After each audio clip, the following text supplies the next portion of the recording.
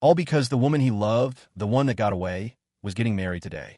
And she was marrying a notorious socialite, the kind of woman whispered about in their circle as a walking disaster. He couldn't bear to see her walk into that fire, so Khloe had crashed the wedding. He'd sat in the living room all night, his eyes swollen and red. As dawn broke, his phone buzzed with an unknown number. Leo Hayes, marry me. The voice was nonchalant, almost teasing, but Leo immediately pictured the face it belonged to. The woman Khloe's old flame was supposed to marry, the infamous party girl heiress, Sloane Pierce. Your fiancé just stole my groom, Sloane said, a smile evident in her voice. So I figured I'd steal hers. Fair's fair, right? Leo was silent for a moment, then gave a slight, almost imperceptible shake of his head. Fair enough. On the other end, Sloane's eyebrow arched. Her tone was bold and unapologetic. Good. I'll reschedule the wedding for 15 days from now. Get a new dress ready for your bride. I'll be waiting. The line went dead. Leo was left staring at the table full of cold, untouched food. Suddenly, his vision blurred. He never thought that, after all these years, he'd finally get his wedding. But the bride wasn't Khloe, the groom wasn't him, and the woman he was set to marry wasn't Khloe either. He'd known Khloe Sullivan for 10 years. The first time he saw her, he was a goner. It was at freshman orientation. She was on stage in her navy and white school uniform, the student representative giving a speech. Sunlight streamed through the auditorium's floor-to-ceiling windows, tracing a golden halo around her sharp profile. The boys in the audience whispered and snuck photos with blushing faces. He just stood in the shadows at the back of the room, clutching his newly issued student ID. Back then, Khloe Sullivan was the golden girl of Northwood Prep. She aced every exam. Her shelves were lined with math Olympiad medals, and even the cuffs of her rolled-up sleeves carried a subtle scent of cedarwood perfume. Every move she made screamed old money elegance. She was from a different universe than a scholarship kid like him. And this girl, the object of every boy's affection, only had eyes for one person, Julian Vance, her childhood friend. Leo had seen her organizing Julian's notes in the library. He'd seen her wait for him by the basketball court for an entire afternoon. He'd seen her scour the entire city for a limited edition CD Julian had mentioned offhandedly. The rumor was their families were old friends, that they were practically engaged since birth. Then came the summer after graduation. The news of the Sullivan Corporation's overnight collapse dominated the financial news. The same Mr. Sullivan who once rolled up to parent-teacher conferences in a Rolls-Royce jumped from the top of his corporate headquarters.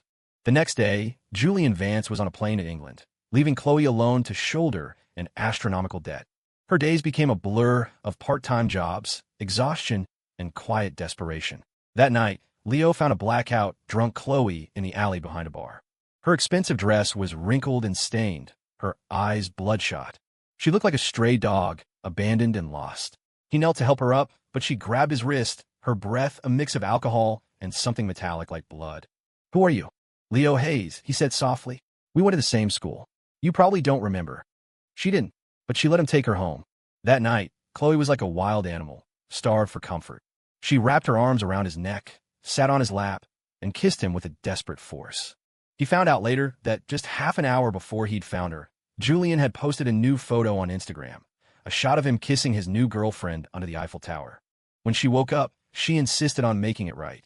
She moved into his tiny, 200-square-foot studio apartment.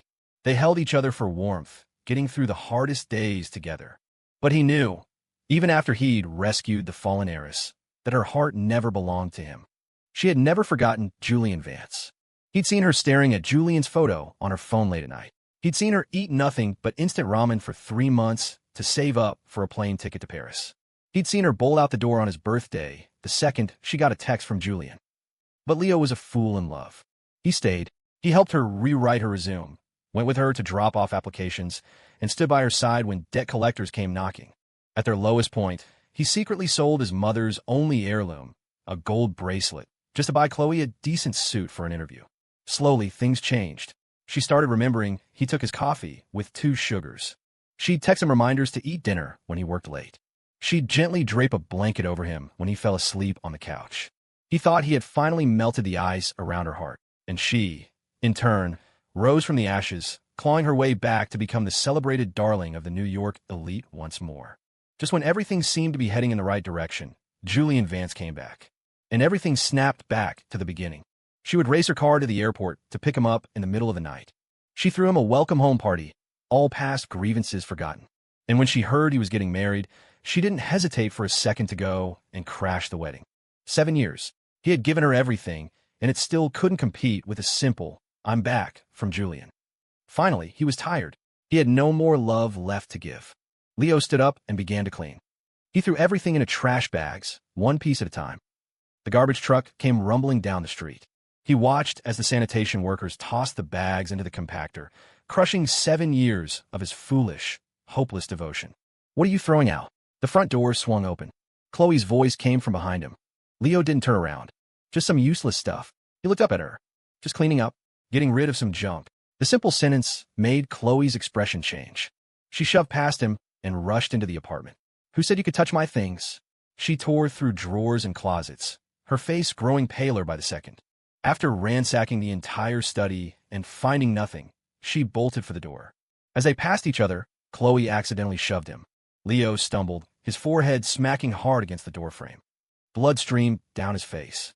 Worried she'd lost something truly important, he chased after her without even tending to his wound. And then he saw the most absurd sight of his life. Khloe, the woman with a severe case of mysophobia, was on her knees in the street, frantically digging through a pile of garbage bags. Seeing her panic, a pang of guilt hit him. "The truck already took my stuff," he explained, his voice strained. "You'll have to go to the landfill to find it. I was just throwing out my own things. I might have accidentally packed something of yours. I'm sorry." Only then did Khloe notice the blood gushing from his head. She froze, her hand reaching for him before pulling back. "I was in a hurry. I didn't see." Once they were in the car, Leo couldn't help but ask, "What did you lose? Was it that important?" Khloe's hands tightened on the steering wheel.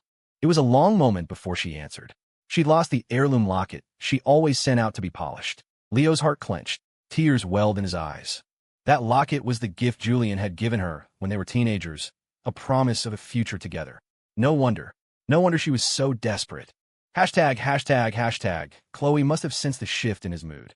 She knew she couldn't hide what happened at the wedding, so she offered a weak explanation.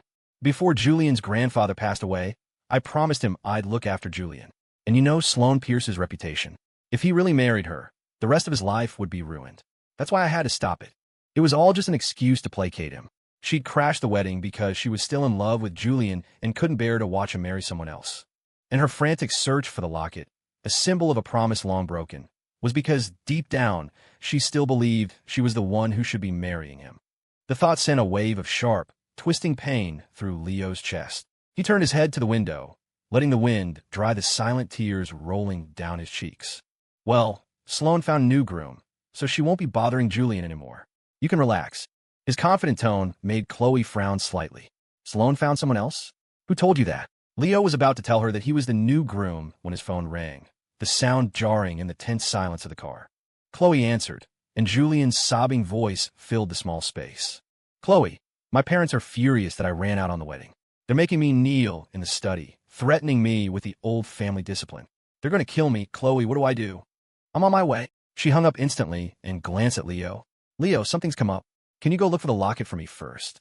Leo's mouth opened, but no sound came out. He just nodded, opened the car door, and stepped out onto the lonely street. After watching her car disappear into the darkness, he hailed a cab to the city landfill. The garbage trucks had already emptied their loads for the night. He stood before a mountain of trash, rolled up his sleeves under the dim floodlights, and began to search. He fought back waves of nausea from the overwhelming stench, digging for 5 solid hours before he finally found the bags he'd thrown out. He emptied every single box, but there was no trace of the locket. Just then, the housekeeper called. "Mr. Hayes, I found the locket. It was under Miss Sullivan's pillow. She must have tucked it there in her sleep." Leo let out a bitter laugh. How much do you have to love someone to fall asleep holding a memento of them, lost in daydreams? And to think they shared a bed every night, and he'd never even noticed? It was deep into the night now, and there were no cabs in this remote part of the city. He had no choice but to walk back. The sky was beginning to lighten in the east, his feet were bleeding, and his legs were swollen by the time he finally reached the apartment. He'd left in such a hurry he forgot his keys, and he was too exhausted to even knock. He leaned against the door and fell into a deep sleep. He didn't know how long he'd been there when someone shook him awake. He blinked groggily and saw Khloe's assistant standing over him, his face etched with worry. "Mr. Hayes, something's happened to Miss Sullivan. You have to come to the hospital with me now." Leo's mind was a fog. Before he could process what was happening, the assistant was pulling him into a car. The cold autumn wind cleared his head, and he finally managed to ask what was going on. The assistant looked uneasy, hesitating before pulling out his phone and showing him a video. Ms. Sullivan went to the Vance estate yesterday. She insisted on taking Mr. Vance's punishment for him. She took 100 lashes before she passed out. They rushed her to the hospital. The video showed Khloe's back, a bloody canvas of crisscrossing wounds, the skin split and raw. It was a horrifying sight. Each lash felt like it was striking his own heart, the pain so sharp it stole his breath. The assistant parked the car and walked him to the hospital room before leaving. The door was slightly ajar, and Leo could clearly hear Julian's sobbing from inside. "Khloe, why are you so foolish? I abandoned you and left the country. You should hate me. Why? Why did you crash my wedding? Why did you have to take those lashes for me?" Khloe lay on the bed, her voice weak, but laced with an undeniable, complicated affection. "When you first left, I did hate you. But as time went on, all I felt was relief.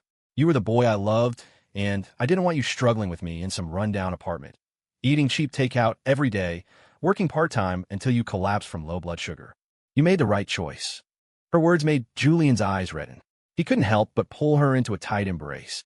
"So you've forgiven me, right? You crashed the wedding because you couldn't let me go, right? My parents said that if you took the punishment for me, you had to agree to marry me. You were willing when you said yes, weren't you?"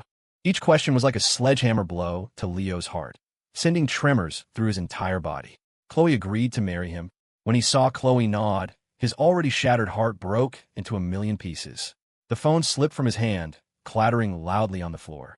He didn't know how much time had passed before he finally picked it up and turned to leave.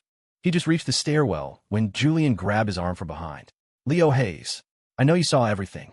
Khloe never forgot me. You spent 7 years suffering with her, and all it took was one little trap I set, and she came running. It's always been me. What do you have that can compete with that?" It was only then that Leo understood. The wedding to Sloane Pierce was just a ploy. Its only purpose was to make Khloe come and crash it. Julian's parents were probably in on it too, using the family punishment to corner Khloe into agreeing to marry him. After all, now that Khloe was successful again, they naturally wanted their precious marriage alliance back. The realization was so absurd, it was almost funny. She gave you her entire heart, and you still manipulated her like this. Don't you feel ashamed? At the word, Julian's face twisted into an expression of disbelief. Manipulated? How did I manipulate her? Crashing the wedding, taking the punishment, agreeing to marry me. I never forced her to do any of it. It was all her choice. She loves me so much she'd do anything, and that's something you'll never have in your entire life. Every word was a dagger twisting in Leo's heart, a fresh wave of agony. He had to admit, everything Julian said was true. Yes, it was her choice, Leo said, his voice hollow. So I'll respect her decision. Don't worry, I've already decided to walk away. I wish you both happiness. Julian shoved him. Leo went tumbling down the flight of stairs, his body slamming against the concrete, leaving him bruised and bleeding. He lay in a growing pool of his own blood, trembling uncontrollably, his vision swimming. He forced his eyes open to see Julian looking down at him, a triumphant sneer on his face. Walk away? You think you can just walk away? If the Sullivans hadn't lost their fortune, you wouldn't even be worthy of tying Khloe's shoes. Today, I'm going to show you exactly where a cheap, social climbing pretty boy like you belongs. Stop dreaming about marrying up. After spitting out the vicious words, Julian clapped his hands. 3 thugs with bleached blonde hair emerged from the shadows. They swarmed Leo, grabbing his arms and legs, holding him down as one of them slapped him hard across the face.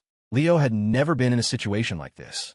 He was terrified, his face pale as he struggled with all his might. But he couldn't break free. Their grips left bruising marks on his skin, his shirt half torn from his body. In his terror, he heard a familiar voice. "Julian? Who is that? What are you doing here?" Julian turned to see Khloe standing just a few feet away. He quickly motioned for the thugs to drag Leo into the dark corner of the stairwell. "It's nothing. A nurse just asked me to fill out some paperwork. It's all done." A flicker of hope ignited in Leo's despair. He fought harder, biting down on one of the thugs' hands and crying out for help. "Khloe, save me." Khloe, who had been about to turn away, froze. The cry was so familiar. "Did I just hear?" "You didn't hear anything, Khloe. You must be hearing things," Julian said, his own heart skipping a beat. He quickly took her arm, trying to lead her away. But Khloe felt something was wrong. Hearing the continued scuffling from the stairwell, She instinctively wanted to go check. It sounds like something's happening. I'm going to take a look. The moment she took a step, Julian deliberately stumbled and fell to the ground with a loud thud. Seeing him fall, Khloe immediately rushed back to help him up, her voice filled with concern. What's wrong? Julian squeezed out a few tears, looking at her pitifully. I think I sprained my ankle. It's nothing, you go ahead and check. Without a second thought, Khloe helped him up and hurried back towards the hospital room, her voice echoing in the stairwell. You're hurt. Where else would I go? Nothing is more important than you. Once she was gone, the thugs let out a collective sigh of relief, turning their angry glares on Leo, whose mouth they had been covering. What's the point of yelling? Ms. Sullivan heard you, and she still didn't give a damn about whether you live or die. Mister, Vance said you love seducing women. Today we're going to teach a pretty boy like you a lesson. Their blatant threats filled Leo's eyes with sheer terror. He saw the handle of a knife sticking out of one of their pockets. The fear of death washed over him, and he instantly stopped struggling. The thugs were satisfied with his compliance. They loosened their grip, whispering among themselves that this place was too public and they should drag him to the parking garage. They started forcing him down the stairs. Leo felt sick, but he choked back the urge to vomit, silently observing his surroundings. When they reached a corner and two of the thugs stopped to light cigarettes, he slammed his elbow into the third one and scrambled into a nearby room, locking the door behind him. The sound of pounding and cursing came from the other side. He looked around the empty room, his heart hammering against his ribs. He knew the door wouldn't hold them for long. He ran straight to the window. Below was a large decorative fountain in a garden where patients were taking a walk. Without hesitating, just as the door was kicked open, he jumped. From over 60 feet up, he plunged into the fountain. The powerful impact of the water knocked the air from his lungs, and he slowly lost consciousness. After being unconscious for a day and a night, Leo woke up to see Khloe. She was sitting by his bed, holding his hand tightly, her eyes filled with pain. Leo, how are you? Does it still hurt? Leo's eyes scanned the room, his voice hoarse. I'm fine. What about those thugs? They've been taken to the police station. Don't worry, they dare to lay a hand on you. I won't let them get away with it, Khloe said, her voice laced with a fury that seemed genuine. Leo didn't care what happened to them. He asked the only question that mattered. Did they say who hired them? Khloe froze for a second, then shook her head. No, they just said they saw you alone and decided to take advantage. It's all my fault. I shouldn't have been so busy with my own things and neglected you. I'm the reason they targeted you. Leo knew he would get no justice for what Julian did. He could only close his eyes, exhaustion washing over him. What have you been so busy with lately? Khloe was silent for a moment. Busy. With company stuff. Hearing this, Leo dug his nails into his palm. A tidal wave of bitterness crashed over him, and he finally had to ask. Busy with company stuff, or busy preparing for your wedding to Julian Vance? Leo, where did you hear that? Leo's smile was so strained his eyes turned red. You crashed his wedding. Everyone is saying it. That you did it because you were going to marry him. Realizing he'd only heard rumors, Khloe's tense heart relaxed. She frowned. It's just gossip, Leo. You're my boyfriend. How could I possibly marry someone else? The company is just so demanding right now. Once things calm down, we can talk about our own wedding, okay. She was still lying. So, she was planning to hide her wedding to Julian from him? When that day came, Julian would be her husband. And what would he be? Her lover? A profound sense of absurdity washed over him, leaving him speechless. He closed his eyes, swallowing the bitter, acidic emotions, and answered her silently in his head. There's no need to talk about our wedding. I will never marry you.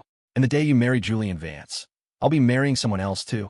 Seeing him remain silent, Khloe changed the subject. The doctor said you've been under too much stress lately, and that's why you're overthinking things. I've told my assistant to clean my schedule. I'm going to spend the next few days with you. For the next 2 days, she stayed by his side in the hospital room. She took him to his follow-up appointments, changed his dressings, fed him soup, and brought him water. She was the picture of a devoted partner. The nurses who came in for round were green with envy. Your girlfriend is amazing, staying by your side like this. She really dotes on you. Leo's expression was numb. He didn't respond. Only he knew that while Khloe's body was here, her heart was miles away. The moment he rested, she would pull out her phone, the smile she tried to suppress playing on her lips as she texted.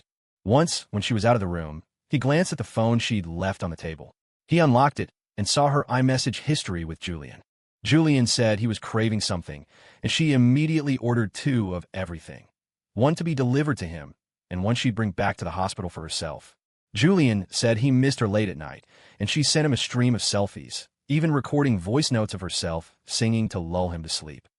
Julian said he hadn't been out shopping in a long time, and she created a detailed itinerary for a date, planning to take him in a couple of days. Whether Julian was complaining, venting, or just sharing something from his day, Khloe would reply instantly. If she was a minute late, he'd get a little jealous, and she would patiently soothe him. Are you ignoring me because you're still taking care of your boyfriend? If you're marrying me, aren't you going to break up with him? Khloe took an hour to reply to that message. The response was just a few words. Leo was with me for 7 years. I can't just end it like this. So this wedding is just an obligation for you. This time, her reply was faster, and it cut Leo to the core. No, I'm marrying you because I love you. Staring at the endless scroll of messages, Leo thought about how, when they were together, Khloe was mostly silent. He'd share something about his day, and she might reply with a simple okay or image him hours later. When they went on dates, her mind was always elsewhere. Even after he'd taken a knife for her, and their relationship had supposedly deepened, she had never been as proactive or passionate with him as she was with Julian. In their relationship, he had always been the one to walk 99 steps, hoping she would take the final one. But she had always held back, caught up in old memories and old flames, refusing to give him the one thing he wanted. So, from now on, he wouldn't wait anymore. ####. She bought flowers, ordered a cake, and even arranged a candlelit dinner at a restaurant on a hill overlooking the city. After lighting the candles, she placed a birthday hat on his head, her voice incredibly gentle. Happy birthday, Leo. What's your wish this year? Leo closed his eyes, clasped his hands together, and made a solemn wish in his heart. I wish for my wedding to go smoothly, and I wish for Khloe Sullivan to get her heart's desire and marry Julian Vance. From this day forward, may we have nothing to do with each other. When he opened his eyes, he met Khloe's beautiful gaze. What did you wish for? Tell me. If I say it out loud, it won't come true. Khloe smiled at his answer and ruffled his hair. If you don't tell me, how can I help you make it happen? Leo blew out the candles, his gaze falling upon her. His voice was light. You can make any wish come true. Any wish. He smiled back at her confident tone. You don't need to help. My wish is simple. It will definitely come true. With that, he got up and went to the restroom. By a cruel twist of fate, he ran into Julian. Julian glanced at him, his tone dripping with disdain. Khloe brought you to this place? I can't believe she still remembers my favorite restaurant after all these years. Tell me, did she bring you here for a date, or to reminisce about me? Seeing the smug look on his face, Leo turned off the faucet, wanting to ignore him, but Julian pressed on. That birthday cake looks familiar. Let me guess, Khloe gets you this one every year, right? It's the only one I ever wanted for my birthday. And the food on your table, the truffle pasta, the seared scallops, the dry-aged ribeye, all my old favorites. Do you like them too? I was looking through our old yearbook the other day. You had curly hair in high school, didn't you? Your current haircut, the short, slightly tousled style. It's exactly how I wore mine back then. And you're so thin. From a distance, you almost look like me. And a few other things. The clothes you're wearing, the watch on your wrist. All brands I loved 6 or 7 years ago. My taste has changed since then. Tell me, for one person to become a shadow of another, is it just a coincidence, or is it intentional? When Khloe molded you into this, was it because it's her type, or because she could never forget me? With every word, the color drained from Leo's face. He looked down at himself. The clothes, the shoes, the watch, all gift from Khloe. And the clean, stylish haircut in the mirror was one she had personally taken him to a top stylist for. The dishes and the cake Julian mentioned were, indeed, frequent staples at their dinner table. Julian was still listing examples. As Leo listened, flashes of the past played in his mind. The gifts she gave him, the places she took him for dates, the way she'd kissed the lobe of his ear.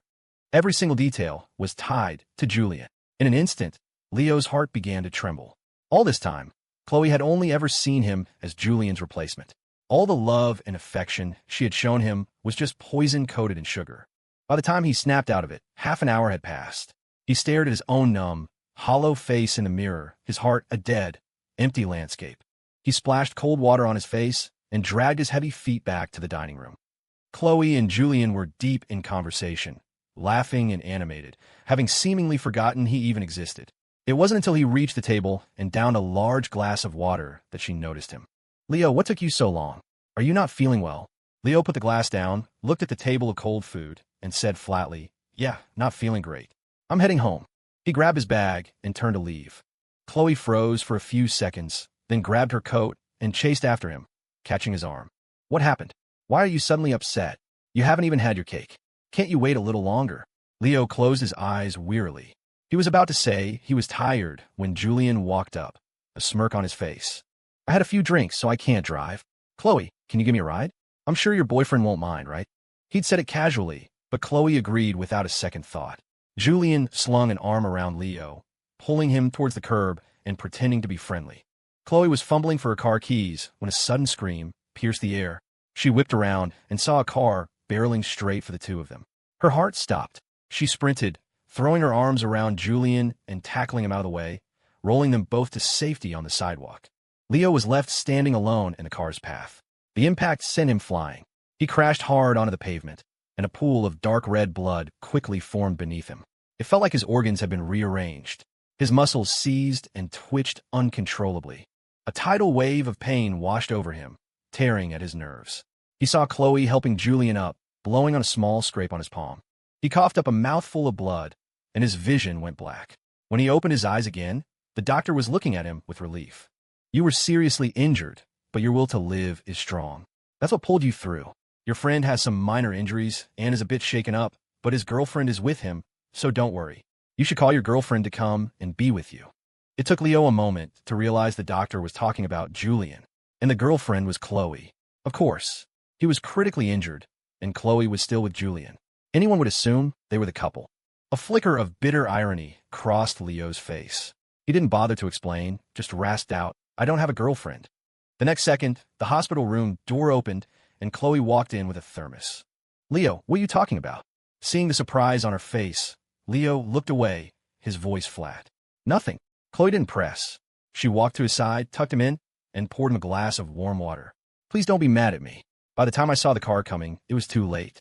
Julian was closest to me, so I had to save him first. If I'd had just one more second, I would never have let anything happen to you. Leo knew she was telling the truth. But for him, at this moment, the truth didn't matter anymore. The damage was done. The pain might fade with time, but the scar would remain forever. He lowered his eyes and murmured, it was too late, and there's no going back. Khloe didn't hear him clearly. She just handed him the water and said, Leo, the doctor says you're badly hurt and need a rest. I've contacted doctors in Europe. I'm arranging for you to go there to recover. Leo looked up, his gaze calm as he met hers. Europe? When are you planning to send me? I've booked a flight for 6 m. 3 days from now. 3 days from now. Wasn't that the day she was marrying Julian? So, she was planning to send him away. Leo was about to speak when Khloe's phone rang. Seeing Julian's name on the screen, she said a few quick words and rushed out of the room. It's settled then. Everything's arranged in Europe. Someone will be there to take care of you. As soon as I finish up my work here, I'll come and get you. Watching her retreating back, Leo swallowed the words that were on the tip of his tongue. Don't bother. On that day, I'm getting married too. What was the point of saying anything? It was all about to end. During his 2 days of recovery in the hospital, Khloe would visit from time to time, but she never stayed for more than 10 minutes. Leo didn't ask where she was going. He didn't have to. Julian was constantly sending him taunting messages, keeping him fully informed of their whereabouts. They were picking out wedding dresses and party favors, choosing wedding rings, finalizing decorations, preparing invitations. Looking at the photos and videos, seeing the pure joy in Khloe's eyes, Leo felt nothing. He checked himself out of the hospital and went to a department store to buy a simple, well-tailored suit. He was carrying the bag home when he heard loud voices coming from inside his apartment as he reached the door.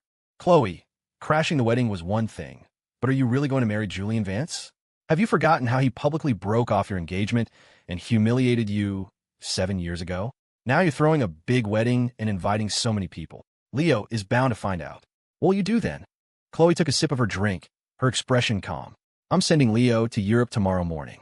As long as the guests keep their mouths shut, he'll be overseas. He won't know. You can hide it for a while, but not forever. It's not like Leo's never coming back. You've always loved Julian, and he's the one you really want to marry. So just stop dragging Leo along. Give him some money and let him go. At that, Khloe frowned and immediately shot back, no. Leo was with me through my darkest days. I can't do that to him. Besides, he loves me so much, he'd never marry anyone else. No amount of money would make him leave me. Leo heard every word. He hefted the suit box in his hand. Never marry anyone else? Maybe once, but not anymore. He didn't want to be her groom. He pushed the door open. The sudden noise startled the group in the living room. Khloe was shocked to see him back, so suddenly. Leo, you're out of the hospital?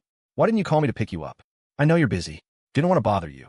Seeing his normal expression, everyone assumed he hadn't overheard them and relaxed, laughing awkwardly to cover it up. Leo had no desire to be around them. He made a few excuses and went upstairs. A short while later, after sending everyone off, Khloe came into the bedroom. What did you buy? A black suit. I really liked it, so I bought it. Leo had just opened his suitcase when Khloe came over, reaching for the box with the suit. You like it that much? Let me see how nice it is. Leo quickly pressed his hand over hers. I just finished packing. If you mess it up, I'll have to do it all over again. Don't look. Only then did Khloe notice he was packing his suitcase. She nodded. Let me help you. I'll drive you to the airport tomorrow. Watching her bustling around, folding his clothes, and packing his things, Leo looked away and said nothing. Neither of them slept much that night. They were both awake by 4. Perhaps out of guilt, Khloe made breakfast. Knowing he had a long day ahead, Leo didn't refuse. After a silent meal, Khloe picked up his suitcase, ready to take him to the airport. They were halfway there, the sky just beginning to lighten, when Julian's call came through. Khloe, it's 5:30. Are you up? I'm coming to pick you up at 6. My parents are waiting. Why aren't you here yet? Khloe glanced at the time, then at Leo. Leo, can you get a taxi to the airport yourself? I have to. Before she could finish, Leo opened the car door and got out. Go on. You're busy. Okay. Be safe, then. Call me when you get to Europe. I'll come join you as soon as I'm done with work here. Leo listened quietly to her instructions, saying nothing. Once her car had sped off and disappeared into the morning light, he took out his phone and called Sloane Pierce. I'm ready. The car window rolled down, revealing a face that was bright and audacious. The woman had one hand on the steering wheel, an eyebrow arched, and a playful smirk on her lips. The top 2 buttons of her white silk blouse were undone, revealing a sharp collarbone and an air of wild, untamable energy. Get in, groom. Leo froze for a second. This was the first time he'd seen Sloane Pierce in person. Just like the rumors said, she exuded a roguish, carefree vibe. Yet there was something about her that was utterly captivating. Do we need to make such a scene? He asked, glancing at the long line of luxury cars behind her, a slight frown on his face. Sloane let out a low laugh. She pushed the door open, her long legs swinging out as she stood before him.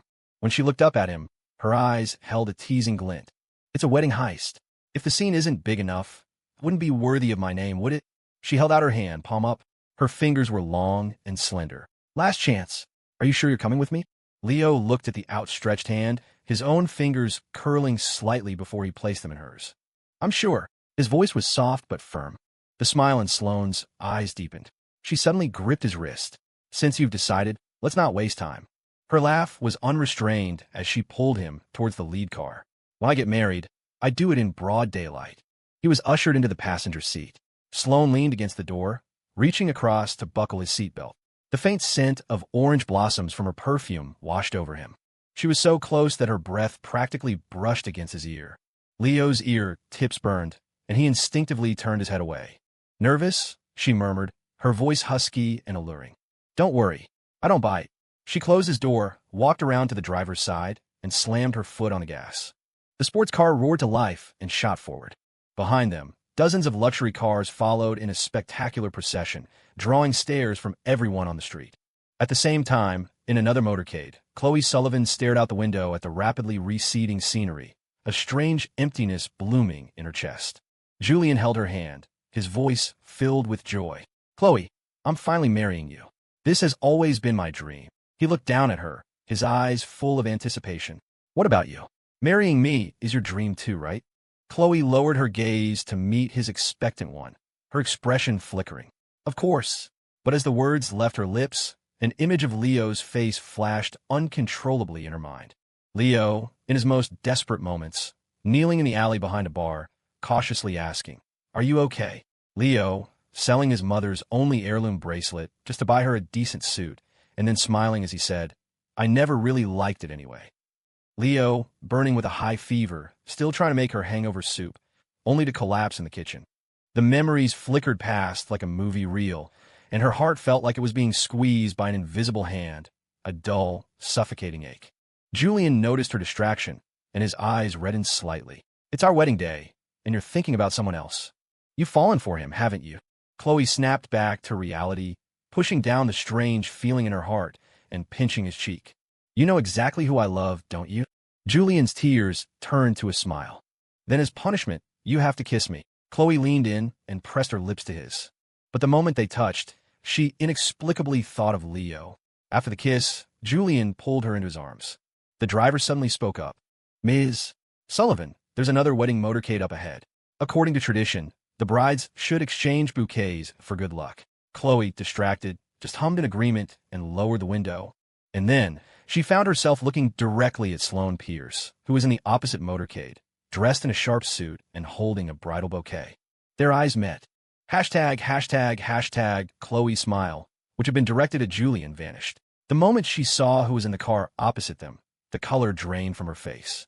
She stared, her eyes wide with shock and disbelief, at Leo, who sat in the passenger seat of the other lead car. She never imagined that Leo, who was supposed to be at the airport, would be here, dressed in a suit, sitting in another wedding car, watching her exchange bouquets. Leo. Khloe whispered his name, her voice trembling. She didn't see the twisted, savage look that flashed across Julian's face at the sound of that name.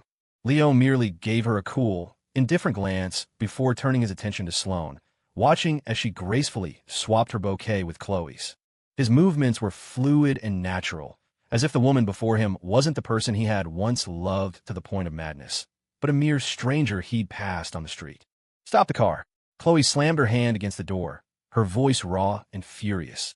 Stop the car right now. The driver instinctively hit the brakes, forcing the entire motorcade to a halt.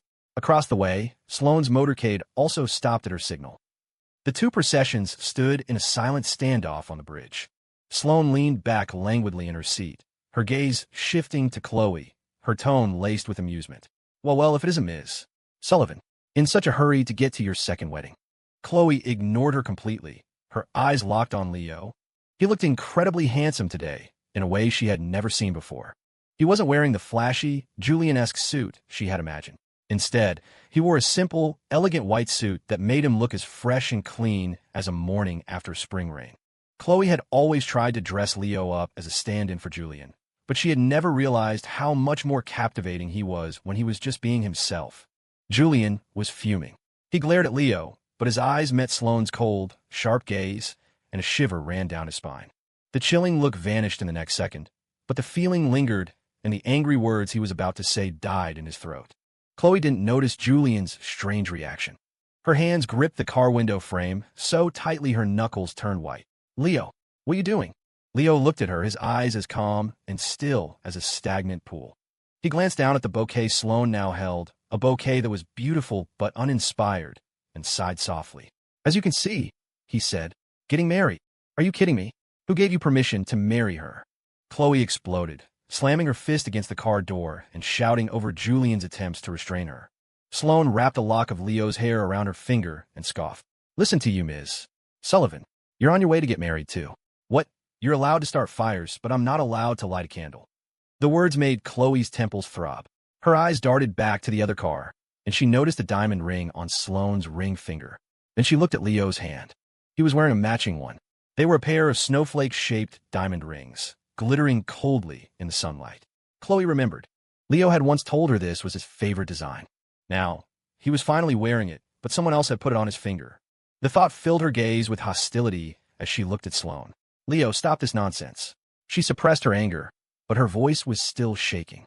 I know you're still mad at me, but marriage isn't a game. I have my reasons for this. Just wait for me to handle the Vance family's affairs. Khloe. It was the first time Leo had ever interrupted her. His voice was soft, but it felt like a sharp knife stabbing straight into her heart. Do you remember the birthday wish I made? Khloe froze. My wish was for my own wedding to go off without a hitch. Leo slowly looked up, a pale smile on his face. And I wish you a happy marriage, too. In an instant, she remembered Leo's strange behavior on his birthday, his quiet statement that his wish would definitely come true, and his silence as he packed his bags. It all made sense now. The signs had been there all along. He had decided to leave her then. No. Khloe tried to shove the car door open, but Julian grabbed her hand. Khloe, it's our wedding day. What are you doing? His words stopped her. She looked back at Julian, who was holding her tightly, his eyes red and pleading. It was like a bucket of ice water had been dumped on her head, halting her absurd impulse. I'm sorry, Julian. I just wanted to ask him why. Because you were going to ship me off to Europe this morning, Leo said calmly. Because you're on your way to marry Julian Vance right now. Because for 7 years, you never truly loved me. Sloane smoothly rolled up the window, and the car began to move. Her motorcade slowly pulled away from the bridge. A moment later, Khloe's motorcade also started moving. As the two lines of cars drove in opposite directions, Khloe fought the urge to look back. "Khloe." Julian's voice brought her back to the present. "I'm sorry, Julian, I was just a little." Her explanation was weak and pale. She couldn't even find the right words. But Julian pulled her into his arms. "Khloe, you don't have to say anything. I understand. Leo was with you through some very hard times. He suffered with you, helped you get back on your feet. It's natural for you to feel something for him. But he's found his own happiness now. We should be happy for him." Julian seemed to have completely forgotten that the entire reason for their own wedding was because he was supposed to marry Sloane, the unconventional heiress Khloe deemed a disaster, a fiery pit she had to save him from. Khloe held him tighter, wanted to say something, but the wedding venue was getting closer. It was too late. "It's fine," she thought. "After the wedding, I'll find Leo and explain everything. He'll forgive me then." The air was filled with the sound of congratulations. Julian, in his expensive custom-made suit, glowed under the lights, his arm around Khloe's shoulders, a brilliant smile on his face. Khloe reined in her wandering thoughts and focused on the ceremony. As she slowly slid the ring onto Julian's finger, she found herself thinking, unbidden, of the snowflake ring on Leo's hand. "Khloe." Julian's voice, sharp with annoyance, broke through her thoughts. "You're supposed to kiss me now." Khloe came back to herself and leaned in, gently kissing his lips. They had been separated for 7 years, and now they had overcome every obstacle to stand here at the altar. Yet, in this moment, Khloe didn't feel the joy she had expected. Meanwhile, in another ceremony, Sloane got out of the car first, then walked around to open Leo's door, bowing slightly as she helped him out. They stood together on the stage, the priest's solemn words washing over them, flanked by guests whose gazes were a mixture of curiosity and envy. When Sloane took his hand to place the ring on his finger, her touch was just right, not too cold, not too hot. When she followed the priest's instruction to kiss him, her lips brushed his briefly, like a carefully choreographed performance. Gentle, restrained, but convincing enough to make everyone believe she truly loved him. The moment the kiss ended, thunderous applause erupted. Sloane linked her arm with his, smiling and acknowledging the crowd's good wishes. She leaned close to his ear, her breath warm, her voice low and laced with a smile. "Not bad, Mr. Hayes. You're a natural." Leo's eyelashes fluttered. His lips maintained a perfect, polite curve as he whispered back, "You too, Mrs. Pierce." To any outsider, they looked like a deeply devoted couple. By the time the reception ended and they returned to the Pierce estate, it was late. Leo slipped off his shoes, his bare feet sinking into the plush carpet. Sloane followed behind him, having already changed out of her elaborate wedding gown. She radiated a lazy, roguish charm. "Tired?" she asked, casually pouring him a glass of water, her tone as nonchalant as if she were asking about the weather. Leo took the glass, their fingers brushing for a fraction of a second before pulling apart. He looked up at her and asked directly, "Now that we're alone, can you tell me the real terms of this marriage, Ms. Pierce?" Sloane's eyebrow arched, and she suddenly smiled. She walked to the floor-to-ceiling window, her back to him, her voice tinged with amusement. "Mr. Hayes, you really are as smart as they say." She turned around, her gaze sharp and direct. "Our marriage is, in essence, a partnership." "A partnership?" "That's right." She took a few steps closer, looking down at him with a half-smile playing on her lips. "I need a husband to deal with my family and the media. You need a wife to escape Khloe Sullivan's shadow. We both get what we need. No strings attached." Leo was silent for a moment, then let out a soft laugh. "Sounds fair." This Sloane Pierce was clearly not the aimless party girl the tabloids made her out to be. The precision and sharpness she displayed now told a very different story. Sloane, seemingly unaware of the thoughts racing through his mind, nodded. She pulled a file from a nearby bookshelf and handed it to him. "This is the addendum to our prenuptial agreement. Take a look. After today, we're husband and wife in name only. We'll have separate lives, separate finances. Of course, in public, we'll need to play the part of a loving couple." Leo took the file, scanned it quickly, and then looked up. "And if one day, one of us wants to end this?" Sloane's eyes flickered, her tone light. "Then you give the other person 3 months' notice, and we part ways amicably. Deal." Leo signed his name without hesitation and pushed the document back to her. Sloane put the file away, then suddenly leaned in close. Her long fingers tilted his chin up, the businesslike demeanor vanishing as her playful mask slipped back on. Her voice was a teasing whisper. However, Mr. Hayes, I suggest you start getting used to this role. She leaned her head to the side, her lips near his ear. After all, starting tomorrow, the entire city will be watching us, wondering just how long this marriage will last. Leo met her gaze, a slight smile on his lips. Don't worry, Ms. Pierce. I won't let you down. Sloane let out a low, satisfied laugh. She released him and headed for the door. Good night then, Mr. Hayes. The door closed softly behind her. Leo stood in place, looking at his reflection in the mirror, still dressed in his suit, and slowly let out a long breath. The next day, Leo stood before the Pierce family mansion, suitcase in hand, staring up at the understated but luxurious estate. The entire property felt like a slumbering beast, quiet but dangerous. Mr. Hayes, Ms. Pierce has instructed me to show you to the master suite so you can get settled. The butler had appeared at his side, his voice respectful but devoid of warmth. Leo nodded and followed him across the courtyard. The fountain sprayed droplets that glittered in the sun, and the Juliet roses in the garden released a faint, sweet fragrance, entirely different from the orange blossom perfume he was used to smelling in Khloe's apartment. A subtle, woody scent lingered in the air here. Sloane's scent, he realized. The butler led him past the main hall and up to the third floor. The other family members do not reside here often. If you're interested, Mr. Hayes, I can give you a tour of the estate after you've rested. Leo stood on the landing, looking down at the magnificent but cold house, a silent weight settling over him. His fingers unconsciously traced the handle of the suitcase. The estate was enormous, and the portraits lining the hallways seemed to be watching him, their painted eyes scrutinizing the outsider. Ms.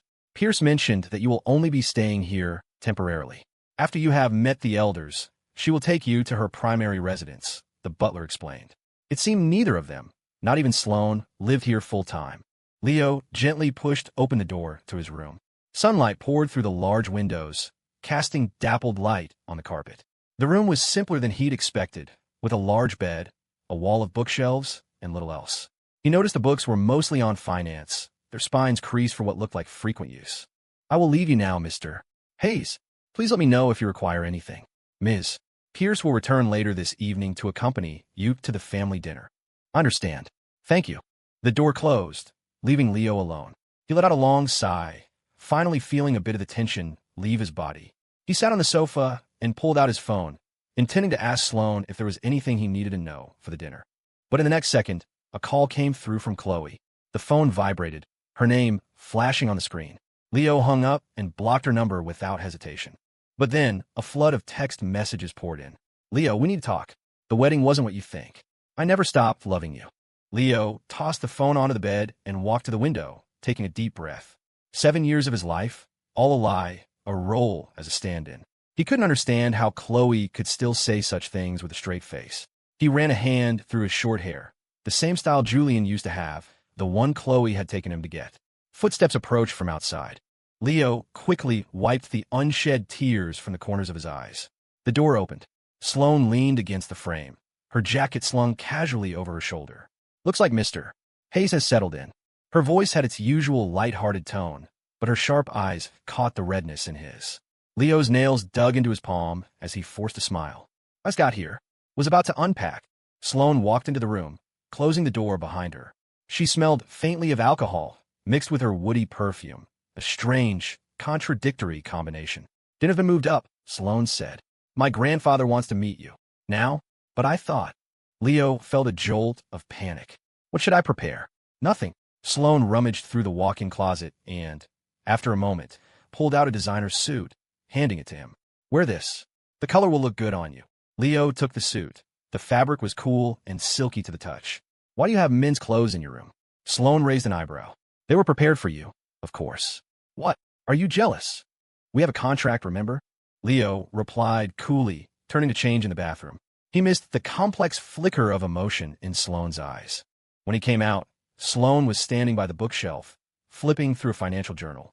The sunlight outlined her profile, and behind her glasses, her eyes were focused and sharp, a world away from her public persona. Do you actually know about finance? Leo couldn't help but ask, remembering the well-worn books he'd seen. Sloane closed the journal, instantly slipping back into her rebellious guise. It's all an act. How else am I supposed to fool the investors? The family dinner was even more oppressive than Leo had imagined. At the head of the long table sat Sloane's grandfather, his hair white, but his eyes as sharp as a scalpel, raking over Leo the moment he entered. Throughout the meal, relatives probed into his family background, their gentle inquiries hiding sharp, pointed questions. I hear Mr. Hayes was previously engaged to Khloe Sullivan. Sloane's aunt asked, smiling over her wine glass. How did he suddenly end up marrying our Sloane? Leo's fork scraped loudly against his plate. A strange sense of relief washed over him. Here it comes. He put on a smile, about to answer, when Sloane suddenly grabbed his hand, her finger tracing a line across his palm. It seems Aunt Carol's memory is failing her in her old age, she said lazily. Leo and I have been together for a long time. It's just that some people are too blind to see it. She turned to Leo, her expression suddenly tender, her voice tinged with mock grievance. Isn't that right, darling? The endearment sent a strange jolt through Leo. He played along, wrapping his arm around her waist. That's right, but it's all in the past now. After the dinner, Leo returned to their room, completely drained. It hadn't been a dinner. It had been an interrogation. One wrong word, and they would have torn him apart. Sloane had been summoned to her grandfather's study, leaving him alone. He stood by the window, watching the winding paths of the estate. After what felt like an eternity, the door opened softly. Sloane walked in, reeking of alcohol. You did well, she said, shrugging off her coat. Grandfather is very pleased with you. Leo turned and noticed that even in the warm light, Sloane's face was pale, with a fine sheen of sweat on her forehead. Did you drink too much tonight? At dinner, aside from the few bites of food he'd put on her plate, her wine glass had never been empty. Couldn't be helped. A bitter smile touched Sloane's lips. She undid the top button of her dress, finally able to breathe. If I didn't let them drink their fill, I never would have gotten away. As she spoke, she stumbled. Leo rushed forward to steady her. As he touched her, he felt the abnormal heat radiating from beneath her dress. Sloane, you have a fever. Sloane tried to push him away but collapsed weakly against him. Leo managed to support her, helping her to the bed. When he unzipped her dress to help her, he gasped. Her back was covered in dark bruises, some already turning black. What happened? Leo's voice was filled with disbelief. The marks were horrifying. Given Sloane's status, who would dare do this to her? Sloane kept her eyes closed, her tone flat. Family discipline. Grandfather wasn't happy with my recent investment strategy. That's all. Leo quickly found a first aid kit and began carefully cleaning her wounds. When the alcohol swab touched the worst of the bruises, he felt her arm tense. He looked up, but Sloane didn't make a sound. Why? He asked softly. You're not who they say you are. Sloane's eyes snapped open. In the lamplight, they were clear and sharp, not the eyes of a drunken woman. Who do they say I am? And who do you think I should be? Leo thought of the professional books on her shelf, her insightful comments about finance at the dinner table, and the brutal marks on her back. You're pretending. He was beginning to understand, but he still didn't know why. All that stuff they say about you. It's just an act. Sloane pushed herself up, her gaze fixed on him. You're a smart man. She reached out and brushed her fingers against his cheek. What about you? Have you really gotten over Khloe Sullivan? Leo didn't flinch from her touch. When I found out that 7 years of my life was just a game, that I was just a stand-in, my heart died. At his words, Sloane's eyes deepened. She walked to the desk and took a file from the drawer, handing it to him. Since we're partners, we should be honest with each other. Leo opened the file. When he saw what was inside, his breath caught in his throat. It was the ownership structure of an investment firm under the Pierce Group umbrella. Sloane Pierce held 75% of the shares. And not just this one. Sloane leaned against the desk. I have controlling stakes in 3 tech companies and shares in 2 biopharmaceutical firms. Grandfather wants me to take over the family's traditional businesses, but I'm investing in the future. So you pretend to be an ignorant heiress. It's a smokescreen. This persona lowers everyone's expectations, Sloane continued, including my grandfather's. That way, when I finally make my move, there's less resistance. She walked back to Leo, leaning in so they were eye to eye. Now you know my secret, Mr. Hayes. Leo looked in her deep, dark eyes, and his heart skipped a beat. And why are you willing to tell me all this? Because Sloane's gaze swept over his face without reservation. Because I've realized we're the same kind of people, both using different methods to escape the expectations and control of others. The night deepened. Moonlight streamed through the window, bathing them both in its soft glow. Leo suddenly realized this marriage of convenience might be far more complicated than he'd ever imagined. ###. The The spot had once been neatly arranged with Leo's daily essentials. He would sit there, scrolling through his phone while fixing his hair, and Khloe would often lean against the headboard, watching him quietly. In the turbulent story of her life, those had been rare moments of peace. Now the space was empty. Her phone screen went dark again. The 17th call, still unanswered. Khloe stared at the name Leo on her screen until the letters blurred. Her chat history was a one-sided monologue. Messages sent into a void with no reply. The last one she'd sent read, "Leo, stop this. Come home. Ma'am, your coffee." The butler carefully placed the cup on the nightstand. Khloe turned and saw it was in the exact spot where Leo used to leave a glass of warm water for her every night. She just stood there, not touching the coffee. She had only asked for it out of habit, a reflex upon returning home. Every time she came home, Leo would bring her a cup of coffee. The room was silent. Suddenly, her eyes were drawn to the slightly ajar nightstand drawer. She saw a familiar-looking box. Her heart leaped. She pulled the drawer open. Inside was a black velvet jewelry box containing a blue sapphire bracelet they had bought at an auction last year. Leo had adored it. Now it lay there covered in a thin layer of dust, forgotten. Did he leave anything else? Khloe heard her own voice, dry and hoarse, like a desperate traveler in a desert. The butler hesitated. "Mr. Hayes threw most of his things away. He only took some clothes and a few books. The collectibles and video games you gave him are all in the safe in the study." Khloe stumbled to her feet and rushed to open the safe. The combination was still Leo's birthday. The jeweled cufflinks, the watch, the bracelets she'd given him, and the diamond ring she had planned to give him at their wedding. They were all still there. Thump! Khloe's fist slammed against the metal door of the safe, her knuckles immediately splitting, beating with blood. She felt no pain, only a gaping wound in her chest that was bleeding profusely. She thought back to Leo's birthday a month ago, the way his eyelashes had trembled as he made a wish, and his words, "If I say it out loud, it won't come true."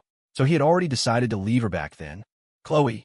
Julian's cheerful voice came from the doorway. "Why aren't you answering your phone? Mom and Dad want us over for dinner tonight." Khloe turned mechanically. Julian was wearing a white shirt, a style so familiar it made her stomach churn. "Leo." The name slipped out. Julian froze, the smile wiped from his face. "What did you say?" "Nothing." Khloe rubbed her temples. "I'm not going tonight. I have work." "Work again." Julian's voice turned sharp. "Ever since you ran into Leo on that bridge, you've been completely out of it. He's married to Sloane Pierce now, and the whole city is laughing at us." Khloe's head snapped up, her glare so fierce it made Julian take a step back. "What are they laughing at?" Julian bit his lip, hesitating. "Everyone's saying he dumped you, that he was hooking up with Sloane Pierce all along." "Get out." "Khloe, I said get out."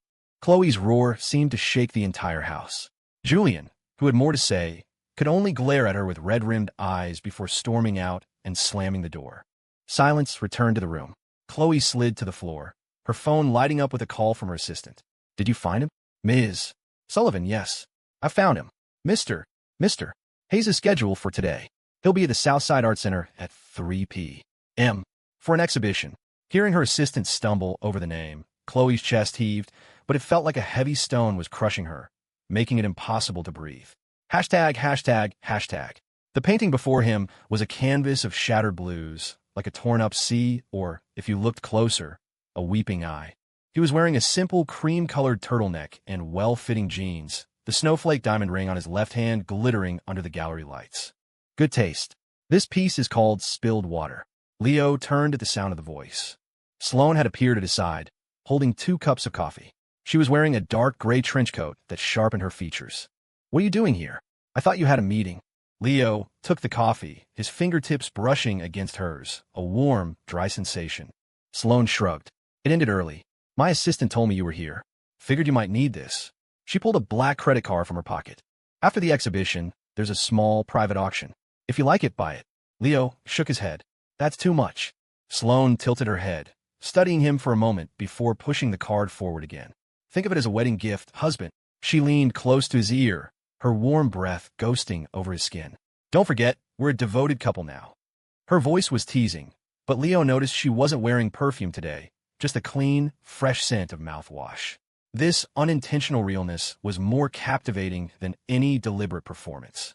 "Mr. Hayes, enjoying the art?" A deep male voice cut through their moment. Julian strode toward them, his bright red t-shirt a bleeding wound in the quiet gallery. Leo's body tensed at the sound of his voice. Sloane subtly stepped in front of him. Mr. Vance, what a coincidence. It's no coincidence. I came here specifically for him. Julian pointed a finger straight at Leo. What? You can't face people alone now that you've latched onto someone rich. His voice was jarringly loud, drawing glances from other patrons. Leo took a deep breath and stepped out from behind Sloane. What can I do for you? Julian looked him up and down with open contempt, then sneered. Stop pretending to be so pure. Everyone knows you were just a plaything Khloe got tired of. I bet Ms. Pierce doesn't know that he was with Khloe for 7 years. He even knows her favorite position in. Smack.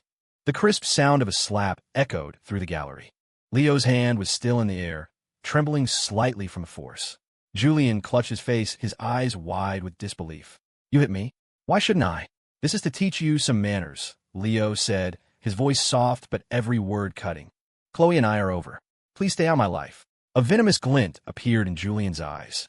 He suddenly raised his coffee cup to throw it at Leo. Sloane reacted instantly, pulling Leo out of the way. The entire cup of hot coffee splashed onto her. Security. Sloane's voice was sharp. 2 guards immediately ran over. She stood beside Leo, careful not to get the stains on him, but her protective stance made their closeness obvious to everyone. Her voice wasn't loud, but it was clear enough for everyone nearby to hear. Please escort this gentleman out and notify all Pierce-owned establishments that Julian Vance is permanently banned. Julian's face went white. You wouldn't dare. Why wouldn't I? Sloane took off her coffee-splattered glasses, her tone nonchalant. You must not be keeping up with your own company's news, Mr. Vance. As of this morning, a media subsidiary of the Pierce Group successfully acquired a 30% stake in your father's company. She slowly wiped her glasses. Oh, and by the way, she lowered her voice, ensuring only Julian could hear, those photos from your trip to the Maldives last year were quite something. And the woman with you. She looked very familiar. I believe her last name was Lee. The blood drained from Julian's face. You? How could you? If Sloane knew about that, what else did she know? Julian didn't dare to think. The next second, the guards had him by the arms. Show him out, Sloane said, putting her glasses back on, her smile as sweet as ever. The guards immediately began dragging Julian away. Panic overwhelmed him. He struggled, screaming, Leo Hayes. You think she'll be any different? She's just using you too. The doors closed, cutting off his voice. Leo finally came back to his senses, flexing his fingers and realizing he had been gripping Sloane's hand the whole time. He quickly let go. Sorry, but Sloane took his trembling hand in hers. It's fine. She looked at the painting, spilled water. Do you like it? Leo nodded, then quickly shook his head. It's too sad, but it's real. Sloane raised a hand, signaling a staff member. After the auction, have this sent over. They had no desire to continue browsing. On the way back, Leo was silent. Sloane didn't mind, just turned up the heat in the car. It wasn't until they stopped in front of the mansion that Leo finally spoke. Those photos, do you really have them? What he really wanted to ask was if the things she'd said about Julian were true. Sloane turned to look at him, her expression complicated. Does it matter? The car was silent, save for the quiet ticking of Sloane's watch. No, Leo said, meeting her gaze. I just wanted to thank you. I think you need to understand something. Even if our marriage is a sham, the title isn't. It's not just for show. Sloane's voice was serious. From the moment you put on this ring, no one gets to bully you. Leo caught the faint scent of coffee on her and looked up, meeting Sloane's deep eyes. The usual playful glint was gone. In the dim light of the car, there was only a darkness he couldn't read. His palms were damp. He instinctively leaned back, but his back was already against the door. There was nowhere to go. Sloane's eyes darkened for a moment before she looked away, her smile returning. There's a charity gala tonight. I've had clothes sent over. I'll pick you up at 7. Leo nodded, watching as she got out and walked around to open his door. As he passed her, Sloane whispered, the photos are real. And not just Mrs. Lee. There's a Mr. Wong, a Ms. Show. Leo's head snapped up. Sloane's expression was so calm, it was almost cold. If you need them, these files will be on the desks of every major editor in the city by tomorrow morning. Hashtag, hashtag, hashtag. Where were you? Khloe didn't turn around, her voice dangerously low. Julian stopped in his tracks, then lifted his chin, his tone defiant. To stop for a walk. A walk. Khloe's hand paused, and she finally turned to face him, her eyes sharp. A walk to the Southside Art Center to cause trouble for Leo. Julian's expression faltered, but he quickly met her gaze with a cold sneer. You already know, don't you? What? He's married now, and you're still hung up on him. Khloe stubbed out her cigarette, sparks flying. She advanced on him, her voice tight with suppressed rage. Julian, do you think just because I married you, you can do whatever you want? What did I do? Julian shot back, even angrier. He's the one who slapped me, and Sloane Pierce threatened me for him. Hey, enough. Khloe cut him off. When you went after him, were you trying to humiliate him, or were you trying to remind me, over and over again, what I lost? Her glare silenced Julian. Khloe closed her eyes, her voice raw. I knew you orchestrated the wedding crashing, but I chose to let it go. But you keep provoking him. Julian's eyes welled with tears. Because he's not good enough for you. He just took advantage of you when you were at your lowest. Now that you're back on top, and he couldn't compete with me, he ran off to the Pierce family. That kind of man, shut up. Khloe's hand flew up. Julian flinched, but instead of hitting him, she grabbed a nearby ashtray and hurled it against the cabinet. The sound of shattering crystal filled the room. She stared at Julian, her words clipped and cold. Julian, don't make me regret marrying you. Julian's face was ashen, his nails digging into his palms. Khloe strode out of the room, leaving him alone with the mess. Leo Hayes, I will never let you get away with this. Late that night, Khloe sat alone in a bar, downing drink after drink. The alcohol burned her throat, but couldn't extinguish the pain raging in her chest. She took out her phone and, once again, pulled up Leo's social media profile. He hadn't posted in a long time. The last update was a photo from before their wedding. A city skyline bathed in golden sunset, quiet and serene, with a simple two-word caption, goodbye. It was a goodbye, just not the one Khloe had imagined. Their meeting on the bridge had been completely unexpected. She stared at the photo, her mind drifting back to a time when Leo would stand quietly behind her, just waiting for her to look his way. But Khloe had never truly looked at him. The bartender slid a freshly made drink toward her. Tough night, Ms. Sullivan? You're drinking pretty hard. Khloe didn't answer, her eyes fixed on the bracelet on the bartender's wrist. The jade was unremarkable, but the style was strangely familiar. She grabbed his wrist, her voice tight. Where did you get this? The bartender, startled, stammered. This is my girlfriend's. She said she bought it at a pawn shop. Khloe's heart seized. She looked closer. The bracelet was more familiar than ever. Can I take it off to look? Sure, I guess. It's not worth much. Is there something special about it? Ignoring him, Khloe held the bracelet up to the dim light. She saw a faint scratch on its surface. It was his mother's, the one he'd sold. When she was broke and struggling to find a job, unable to afford a decent suit, Leo had secretly sold this bracelet to get her one. She remembered him wearing it once, laughing as he told her how he'd gotten the scratch as a mischievous kid. Besides, I don't wear it much. It's a waste just sitting around. But she knew it was not only his most valuable possession at the time, but the only thing his mother had left him. And now, it was being passed around cheaply, worn on a stranger's wrist. Khloe shot to her feet, threw a wad of cash on the bar, and stumbled out with the bracelet. The cold air did nothing to sober her up, but it stung her eyes until they were red. She pulled out her phone and called her assistant. Start digging. I want to know where Leo is right now.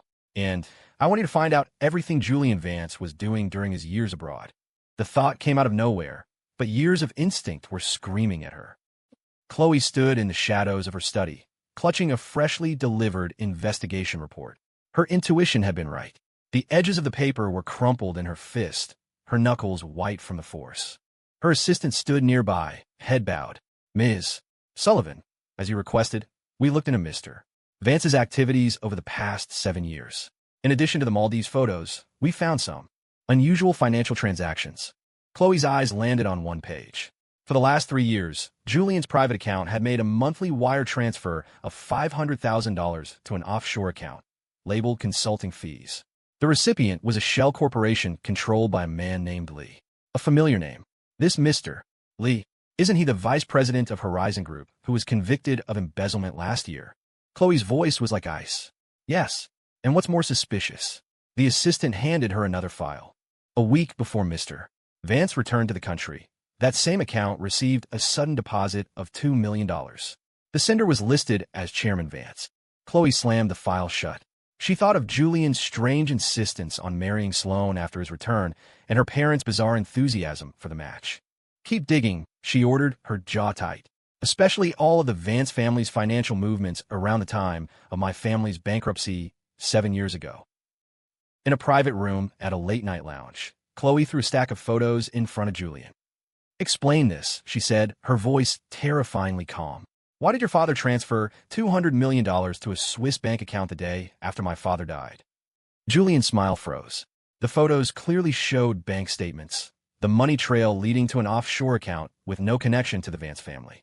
Khloe, listen to me. He reached for her, but she shoved him away. And this?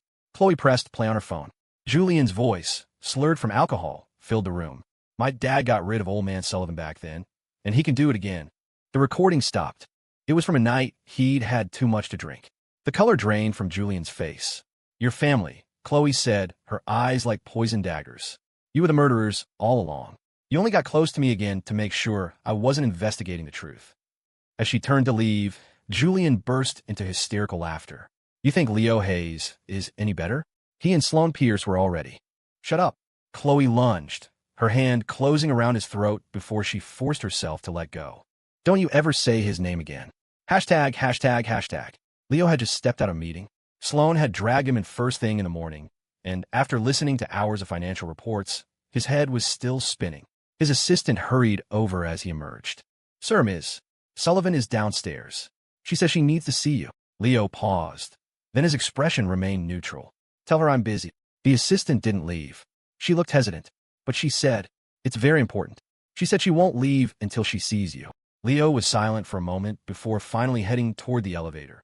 In the first-floor lobby, Khloe stood by the floor-to-ceiling windows, her back rigid and lonely. At the sound of footsteps, she spun around, her eyes locking onto him. Leo. Leo stopped, keeping a safe distance. What is it? Khloe's eyes darted around for a moment before she spoke, her voice hoarse. I found a bracelet. Leo's gaze flickered, but quickly returned to a calm neutrality. And? You came all this way just for that. It was your mother's, Khloe said, her voice beginning to tremble. You sold it without a second thought, just to buy me a decent suit. Leo watched her quietly, not denying it. Khloe's eyes were red. She took a step forward, wanting to hug him. I'm sorry. Ms. Sullivan. A cold voice cut her off. Sloane strode out of the elevator, her suit immaculate, her eyes sharp. She walked directly to Leo's side and linked her arm with his, her posture both intimate and possessive. You seem to be confused, Ms. Sullivan. This is not the place for a trip down memory lane. Sloane smiled, but the smile didn't reach her eyes. If you have urgent business, you can make an appointment. Khloe stared at their entwined hands, her own fists clenched so tight her knuckles turned white. My business with him is none of your concern, Sloane. Sloane raised an eyebrow, her tone light and dismissive. Oh, but he's my husband now. His business is my business. Rage flared in Khloe's eyes. She hissed, Sloane, don't push it. Sloane laughed coldly, refusing to back down. Push it? Who's the one pushing it? Did you forget who was the one who left him stranded on the side of the road to run off to another man? Khloe's breath caught in her throat. She couldn't answer. She turned to Leo, her voice now small, almost pleading. Leo, can we please talk? Please. Leo had been a silent observer until now. When she looked at him again, he finally spoke. His voice was quiet, but it was a knife that twisted deep in her heart. Khloe, your regret has nothing to do with me. Khloe froze, watching as he turned and walked away, side by side with Sloane. This time, he didn't look back. Khloe left the Pierce Group building in a daze. Her phone rang. It was Julian. She stood on the sidewalk for a long time, letting the call go to voicemail. This seemed to infuriate the person on the other end. A storm of notifications followed. Messages ranging from questions and accusations to pleas and curses. Khloe finally turned her phone off completely and threw it onto the back seat. She stared up at the towering skyscraper, as if she could see past the glass and steel, all the way to Leo. The next day, when Leo walked into the building, he felt the strange looks from all around him. The receptionist's smile was strained. When he stepped into the elevator, the other employees fell silent, their gazes shifting uncomfortably. He frowned slightly. When he pushed open his office door, his assistant shot up from her desk. Mr. Hayes, have you seen the business headlines today? What is it? She handed him a tablet. A bold, oversized headline screamed from the screen. The Social Climber's Playbook, 7 years ASA stand-in, a calculated marriage into wealth, and a con man's rise to power. The article was accompanied by old photos of him with Khloe and pictures from his wedding to Sloane. The text was sensational, claiming Leo was nothing more than Julian Vance's replacement, who had seized his chance when Khloe was at her lowest. When he realized he couldn't secure his position after a comeback, he had quickly moved on to seduce the Pierce heiress with masterful manipulation. Most damningly, The article ended by implying his marriage to Sloane was built on hidden motives, even hinting at conflicts of interest and corporate espionage within the Pierce group. It all but called him a corporate spy who had married Sloane for ulterior motives. A cold dread settled in Leo's stomach, but his expression remained unchanged. He put the tablet down, his voice calm. "How's the stock?" His assistant's voice was worried. "It dropped 3% at opening and is still falling." Leo closed his eyes. Julian's revenge had been swift and brutal. Hashtag, hashtag, hashtag. I don't care what it costs or what you have to do. Dig up everything you can on those media outlets. Sloane hung up and looked at Leo, the ferocity in her eyes not yet faded, but her tone softened. "You're here." Leo walked to her desk, his voice full of guilt. "I'm sorry. I've dragged you and the company into this." Sloane scoffed, not at him, but at the situation. She stood, took his hand, and led him to the sofa. "This kind of cheap shot is hardly a drag on the company." Her finger traced across the tablet, displaying the article, the cold light illuminating the icy resolve in her eyes. "He's good at hitting where it hurts. A shame, really. A shame about what? A shame he seems to have forgotten that he has his own skeletons in the closet." Sloane reached out and touched the side of Leo's face. This time, he didn't pull away, just looked at her. A genuine smile touched Sloane's lips as her fingers gently straightened a stray lock of his hair. "There's a business gala tonight. All the major investors in the Asia-Pacific region will be there. You're coming with me. Are you going to fight back publicly?" Sloane's voice dropped. "Of course. And I'm going to make it very clear to everyone who they can afford to mess with and who they can't." Leo's heart pounded. As the sunlight faded and the room grew dim, Sloane's voice seemed to take on a chilling edge, like a venomous snake preparing to strike. The gala was held on the top floor of the Grand Imperial Hotel. The air was thick with perfume and the low hum of conversation as industry titans mingled. But the moment Sloane entered with Leo on her arm, a hush fell over the room. Leo was in a deep emerald green velvet gown, its waist cinched tight, making his skin look like snow. Sloane wore a black strapless dress, its hem matching the color of his tie. The wedding rings on their fingers sparkled under the chandeliers. She held his hand the entire time, her thumb gently stroking his palm in a silent, reassuring gesture. "Ms. Pierce, a pleasure." A middle-aged man raised his glass, his eyes drifting toward Leo. "This must be Mr. Hayes, just as striking as the rumors say." "You're too kind, Mr. Chun," Sloane said with a smile, her left arm linked with Leo's. "My husband isn't fond of these events. He's making an exception for me tonight, so please don't scare him off." Before anyone could react, she leaned in and, in front of everyone, kissed his forehead. Leo's ears burned, but he played along, wrapping his arm around her waist. A wave of good-natured laughter went through the crowd, but the whispers in the corners never ceased. "I thought they were on the rocks. This doesn't look like an act. Looks like those reports really were just rumors." Sloane acted as if she heard nothing, leading Leo through the crowd, greeting people and making small talk. With every smile and shared glance, the rumors seemed to dissolve. Then, a gasp rippled through the room. "Ms. Sullivan is here." Leo turned and met Khloe's intense gaze. She stood alone at the entrance, the dark circles under her eyes visible even from a distance. Julian was not with her. She had come alone. Khloe's eyes were locked on Leo, but when Sloane shifted to block his view, her expression darkened. She strode toward them, her voice hoarse. "Leo, we need to talk." Sloane laughed coldly, stepping in front of Leo. "Wrong time, wrong place, Ms. Sullivan." Khloe ignored her, her eyes fixed on Leo.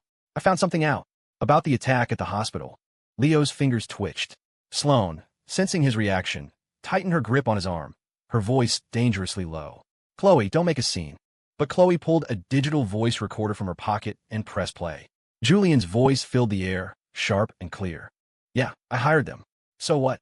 A piece of trash like Leo Hayes doesn't deserve to be part of the Sullivan family. I wanted to make his life a living hell. I wanted to ruin him." The recording stopped. The room was dead silent. Khloe's eyes were red, her voice barely a whisper. "Leo, I'm so sorry. I didn't know he—" Leo looked at her and suddenly laughed. "Khloe, are you apologizing now to get my forgiveness, or to make yourself feel better?" Khloe froze. He didn't look at her again. He turned, took Sloane's hand, and said, "Let's go. I'm tired." Sloane led him away, but as they passed Khloe, she leaned in and whispered, "See you in the headlines tomorrow, Ms. Sullivan." Khloe stood frozen, watching Leo's back disappear into the glittering ballroom. His steps were calm and steady, and Sloane's arm was linked firmly with his, an unbreakable anchor. They hadn't even glanced back at her. The whispers around her swelled like a tide. Ms. Sullivan looks terrible. So it was Julian Vance who hired people to attack him first. No wonder the Pierce stocks suddenly bounced back today. This is all-out war. Every word was a knife, plunging into her already bleeding chest. I wanted to ruin him. And Leo. She remembered his last smile. So, was cruel. Your regret has nothing to do with me. Khloe felt an invisible hand squeezing her heart. The pain so intense she could hardly breathe. Ms. Sullivan. Her assistant approached cautiously. The car is ready, are you? Get away from me. Khloe shoved him aside and stumbled onto the terrace. The cold night wind couldn't clear the agony churning inside her. She pulled out her phone, the screen still on Leo's social media page. Half an hour ago, he had reposted a photo from the Pierce Group's PR department. In it, Sloane was leaning on his shoulder, a faint smile on her lips, the snowflake diamond ring on her finger shining brightly. Khloe stared at the image of them together and started to laugh. How ironic. He had once given her all his gentleness, and she had never cherished it. And now, he couldn't even be bothered to hate her. Meanwhile, in the hotel's underground parking garage, Sloane opened the car door, but Leo remained standing still. What's wrong? She asked, frowning slightly. Leo looked at the distant, glittering city lights. Thank you. For earlier. Sloane's frown eased. She leaned against the car door, tilting her head. For what? For not attacking Khloe on the spot. Leo turned to look at her, a flicker of light in his eyes. I know you're holding back. Sloane scoffed, then reached out, her hand closing around the back of his neck, pulling him closer. Leo Hayes, she said, her voice a little hoarse. You need to remember something. I held back, but not for her. It was because... Her thumb finally brushed against his cool cheek, her tone uncharacteristically serious. I want you to be the one to end it. Leo's breath hitched. The wind swirled through the garage, lifting the hair at his temples. Sloane's gaze fell to his lips, but in the end, she just opened the car door for him. Let's go home. ####. He had only meant to bring her a cup of coffee. Sloane had been working late every night, and he was worried about her. He brewed a cup of her favorite Blue Mountain coffee himself. But as he approached her study, he heard low voices from inside. He was about to turn and leave when he heard an unexpected name. The Sullivan Corporation's cash flow problem back then. Your father definitely had a hand in it. His steps halted. But the reason Khloe Sullivan's father jumped was not because of your father. There was more to it. The coffee cup tilted in his hand, a brown stain spreading silently across the saucer. The information in those two sentences made Leo take an involuntary step back, knocking over a vase by the door. The sharp clatter echoed down the hallway, startling the people in the study. The door was yanked open. Sloane stood in the doorway, silhouetted against the light, a flicker of surprise in her eyes behind her glasses. Leo's gaze was drawn to the scattered files on the floor. He'd never felt his eyesight was so sharp. They were detailed investigation reports on the Sullivan bankruptcy from 7 years ago, each page stamped with a red confidential seal. They stood facing each other, the air thick with tension. Sloane's assistant took the hint and discreetly left. You're investigating the Sullivans? Leo heard himself ask, his voice unervingly calm. Sloane didn't deny it. She bent down to pick up the files, her movements composed, as if she were just tidying up a normal contract. Yes. May I ask why? Sloane took off her glasses and rubbed the bridge of her nose. The gesture made her, a woman who was always in control, look uncharacteristically tired. My father and Khloe Sullivan's father were once partners.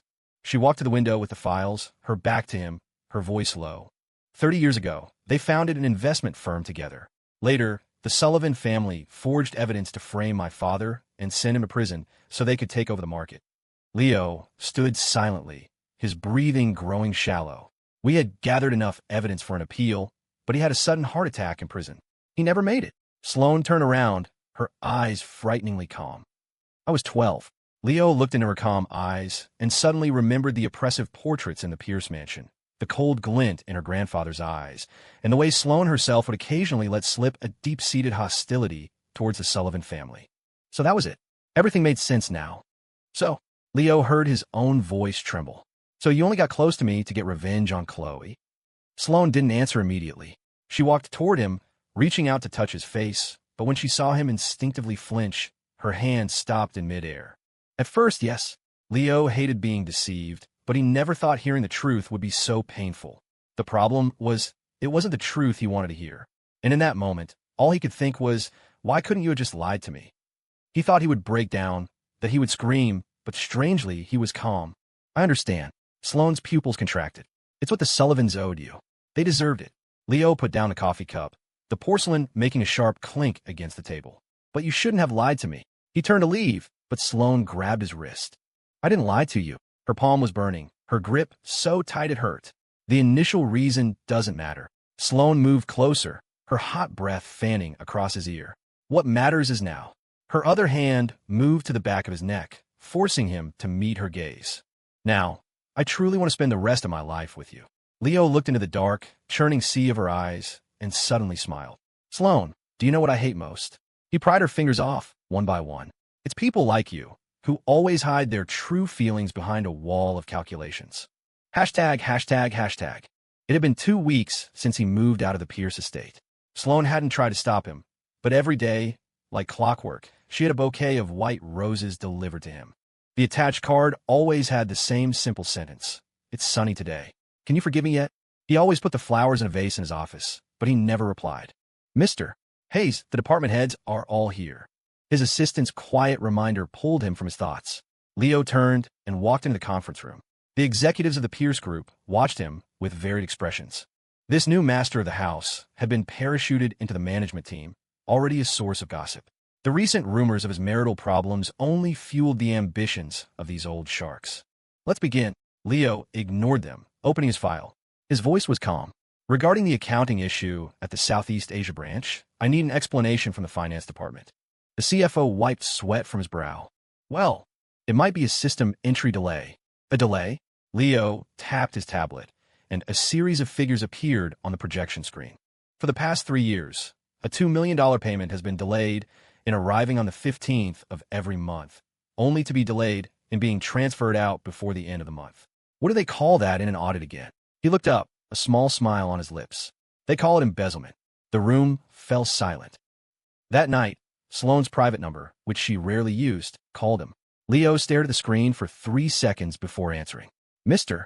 Hayes, quite the power move. Her voice was laced with a smile. It only took you 1 day to root out a parasite the finance department has been feeding for 10 years. Leo leaned back on his sofa, his tone flat. According to our agreement, I am obligated to assist you with corporate matters. Besides, you wanted to get rid of them for a long time. There was a moment of silence on the other end. Just the agreement? He didn't answer. Sloane suddenly laughed softly. There's a charity auction tomorrow. I need you to be there. The agreement doesn't include playing pretend with you. It's not pretend. Her voice turned serious. My grandfather is watching closely. If you don't show up, those old geezers will think we're really splitting up and try to make a move. Leo thought of the probing looks he'd gotten in the meeting. He pursed his lips. What time? He heard the rustle of papers on the other end and could almost picture the smirk on Sloane's face. 7. I'll pick you up. At the auction, Julian, holding a glass of champagne, deliberately bumped into Leo. Just as the glass was about to spill, a figure cut in between them. Khloe grabbed Julian's wrist, and the champagne drenched her own suit jacket. Have you had enough? She said, coldly shaking him off. She turned to Leo. Are you okay? Leo took a step back, right into the arms of Sloane, who had just arrived. Thank you, Ms. Sullivan. Sloane steadied him, her smile not reaching her eyes. But I'll protect my husband myself. No need to trouble you. Khloe stared at their joined hands, her voice low. Leo, I need to talk. We have nothing to talk about. Leo interrupted, his voice soft but firm. Khloe, stop doing these pointless things. He took Sloane's hand and led her away, not seeing the color drain from Khloe's face. In the car on the way back, Sloane suddenly spoke. You called her Khloe. Leo looked out the window, confused. You used to call her Ms. Sullivan, to keep your distance. But today was different. It means you're really starting to let her go. Her fingers tapped lightly on the steering wheel. Leo finally turned to look at her. You seem to be good at analyzing people, Sloane. Only you. The streetlights cast fleeting shadows across her sharp profile. Leo suddenly realized that, at some point, the calculating woman he'd met no longer looked at him through a mask. Just like now, her knuckles were white on the steering wheel, betraying the tension beneath her calm exterior. Just take me back to my apartment. Sloane's jaw tightened. Okay. When the car stopped in front of his building, Leo didn't get out right away. I'll organize the documents for Monday's board meeting and send them to you tomorrow night, he said. Sloane froze, then it dawned on her. Those documents were all in her study at the estate. Okay, she said, her voice hoarse but tinged with a hopeful excitement. "I'll be waiting." The night wind ruffled Leo's hair. He stood under the streetlight, watching Sloane's car. She didn't drive away. It was just like that day in the auditorium when he stood in the shadows watching the girl shining on stage. Only this time, someone was finally waiting for him. Hashtag, hashtag, hashtag. He was taken from the underground parking garage. Leo had just finished a meeting, the sound of his dress, shoes sharp on the concrete floor. The garage lights flickered. He was looking down, fumbling for his car keys, when he heard hurried footsteps behind him. He started to turn, but a cloth soaked in ether was pressed hard over his mouth and nose. As he struggled, all he could see was a pair of bright red sneakers and Julian's twisted smile. Leo Hayes. No, the husband of Sloane Pierce. A voice hissed, like a snake. "Let's play a game." Sloane was in a meeting with her assistant when the call came. "You're saying the Vances were also involved in my father's company's downfall?" "Yes. According to our investigation, Mr. Sullivan and Mr. Vance had a private agreement. But after everything was done, Mr. Vance held something back. He used the cause of your father's death to demand shares from Mr. Sullivan. In the ensuing argument, he accidentally killed him and staged it to look like a suicide." "Insatiable greed," Sloane murmured, leaning back in her chair. Just then, her phone rang. "If you want your husband to live, bring me the evidence of the Vance family's hidden assets." Julian's voice was distorted by a voice changer. "Tonight, 10 p.m. The abandoned chemical plant on the west side. Don't call the police, or I'll slit his throat." The moment the call ended, Sloane slammed her pen on the table so hard it shattered, ink bleeding in her palm like blood. Her assistant rushed back in. "Ms. Pierce, we just found out Julian Vance has mortgaged all his assets to short our stock. He's going for broke. Get Khloe Sullivan on the phone." "Now," Sloane ordered, her eyes blazing. That night, the rusted iron gates of the chemical plant creaked in the wind. Khloe stood in the shadows, watching Sloane arrive alone. "I didn't think you'd call me. That's not important." Sloane's face was a mask of cold fury. She strode past Khloe, heading straight for the building. When the factory door was kicked open, Julian was holding a knife to Leo's chin. "Look who's here," he sneered. "Your wife and your ex-fiancé." Sloane's eyes were locked on Leo. Only after confirming he wasn't seriously hurt did she speak. "Let him go. I have what you want." She held up a silver USB drive. But Khloe suddenly stepped forward. "Julian, I have evidence that your father was involved in embezzling from my family's company." Julian's face twisted in fury. Chaos erupted.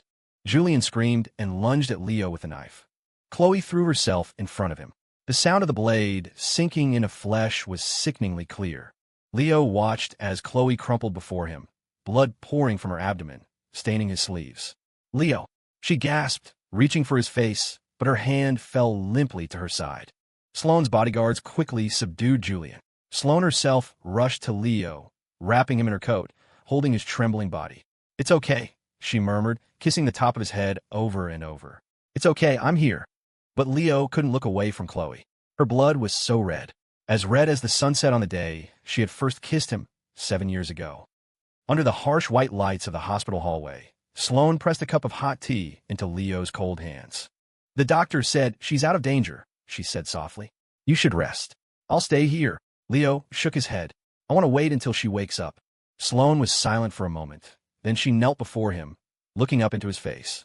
"Leo Hayes, look at me." He stared at her, dazed. "I admit, I approached you at first to get revenge on the Sullivans."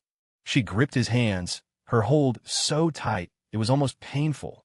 "But now, I would rather it was me lying in that bed than watch you shed a single tear for her." Sloane Pierce, the woman who lived by logic and calculation, was saying something so utterly irrational. Leo's tears finally fell, splashing onto their joined hands. A nurse hurried over. "Ms. Sullivan is awake. She's asking to see Mr. Hayes." In the hospital room, Khloe's face was paler than the sheets. She motioned for the nurse to get a black notebook from the nightstand and hand it to Leo. "I was going to take this to my grave," she said with a weak smile. Leo opened it. His eyes began to burn. July 16th. Rain. "Leo stayed up late again tonight, organizing files for me. He put 2 sugars in my coffee. He always remembers. I think I'm starting to get addicted to this warmth." September 28th. Sunny. Julian is back. I thought my heart would race, but when I look at him, all I see is Leo's face. The last entry was from the day they broke up. I lost him. Tears blurred his vision. Leo gently closed the diary. "It's all in the past," he said to Khloe, his voice gentle but resolute. "I'm grateful you saved my life, but We can't go back. Khloe closed her eyes, tears sliding from their corners. I know. She was finally letting him go, and in doing so, letting herself go too. Outside the room, Sloane leaned against the wall, an unlit cigarette in her hand. When Leo walked out, she immediately dropped it and opened her arms. He fell into her embrace, his voice choked. Take me home, he said. Sloane held him tight, as if trying to merge him into her very bones. Okay. ####, sign it. Her voice was calm, but the dark circles under her eyes betrayed days of sleepless nights. Leo opened the file. His fingers paused. It was a transfer agreement for 15% of the Sullivan Corporation shares. I can't take this, he said, closing the file and pushing it back. You're just going abroad to recover. You'll be back. Khloe smiled, a familiar stubbornness in her eyes. Consider my atonement.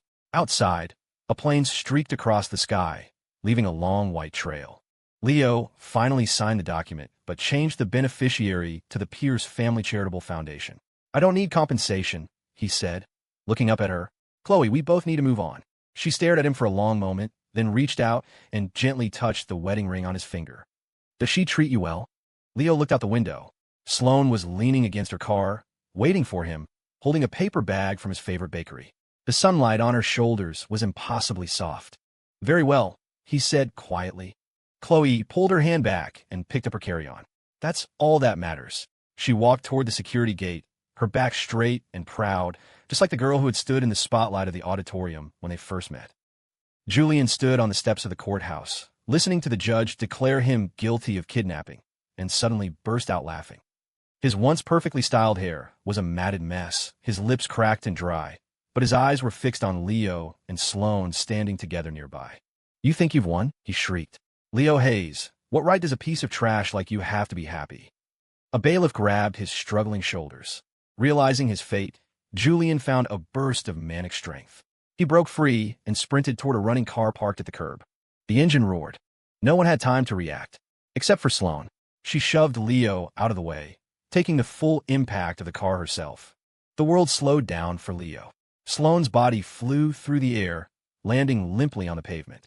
Blood splattered on the stone lion by the courthouse entrance, a shocking, vivid red. Outside the ICU, Leo mechanically signed the critical condition notice. The doctor's words floated in and out of focus. Broken ribs, internal bleeding, severe concussion. He stared through the glass at Sloane, who was hooked up to a dozen machines, and suddenly remembered what she'd said that morning, refusing to get out of bed. Leo, please, just 5 more minutes. How could someone like her exist? Someone who spoke the truest words of love in the most flippant tone. Someone who used the most calculating mind to do the most foolish things. The family can go in now, a nurse said gently.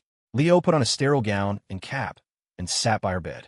Sloane's face was whiter than the sheets, but the moment he took her hand, her eyelashes fluttered. You look so ugly when you cry. Her voice was a thread, but she was still trying to tease him. Leo's tears fell onto her hand. You're an idiot. Sloane laboriously lifted her fingers to wipe away his tears. If I'd known, a damsel in distress act, was this effective, I wouldn't have wasted so much time. The doctor said you can be discharged in a week if you keep recovering like this. Leo peeled an apple, his voice calm, but his fingertips trembled slightly. It had been 3 days since Sloane was moved out of the ICU, but he was still terrified. Sloane lay in bed, the gauze on her forehead still faintly stained with blood, but her eyes were brighter than ever. She watched Leo, her fingers gently tracing his, as if confirming he was real. She smiled. Worried about me? Leo looked up, his eyes clear and steady, reflecting the sunlight from the window. Sloane, I have something to tell you. She stilled, her playful expression softening as she waited. I'm willing to believe in your love, he said softly. I hope you won't let me down. Sloane's breath caught, her heart seizing. She squeezed his fingers, her voice low and husky. Leo Hayes, I wish I'd met you sooner. ####. She was wearing a stunning, form-fitting wedding gown, her hair and makeup perfect, but the smile in her eyes was hotter than the sun. When the officiant read the vows, Sloane stared into his eyes and said, word for word, Leo Hayes, I'm not a person who says forever, but I'm making an exception today. I, Sloane Pierce, will love only you for the rest of my life. Leo smiled, but a tear slid down his cheek. You have to keep your word, Mrs. Pierce. Of course, she said, leaning down to kiss him with solemn promise. Cross my heart. After the wedding, the butler handed him a letter. Leo opened it. Inside was a single, brief line, "I'm sorry. I wish you happiness." It was signed by Khloe. Sloane wrapped her arms around him from behind, her chin resting on his shoulder. "Are you going to write back?" Leo shook his head and folded the letter, setting it aside. "There's no need. It's enough that we're all at peace." In a room at a psychiatric hospital, Julian huddled in a corner, clutching a locket. It was the one he had given Khloe. A nurse came in with a package. "Mr.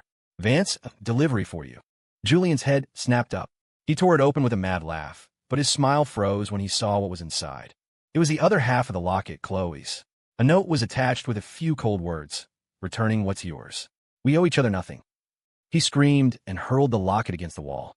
The sound of it shattering was sharp and final. "Khloe Sullivan, Leo Hayes, I hope you both rot in hell." His screams echoed down the empty hallway, unheard and unanswered.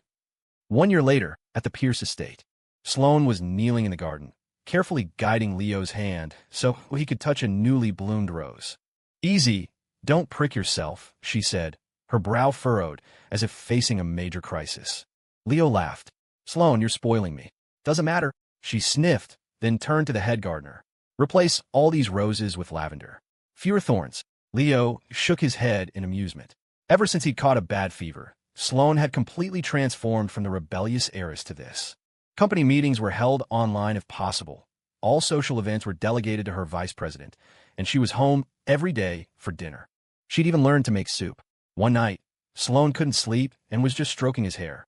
Leo opened his eyes, which reflected the soft moonlight. "Did I wake you?" She reached out and caressed his face. "Leo Hayes. I'm so happy." She paused, then leaned down and kissed him, her voice melting into the night. "Me too." The end.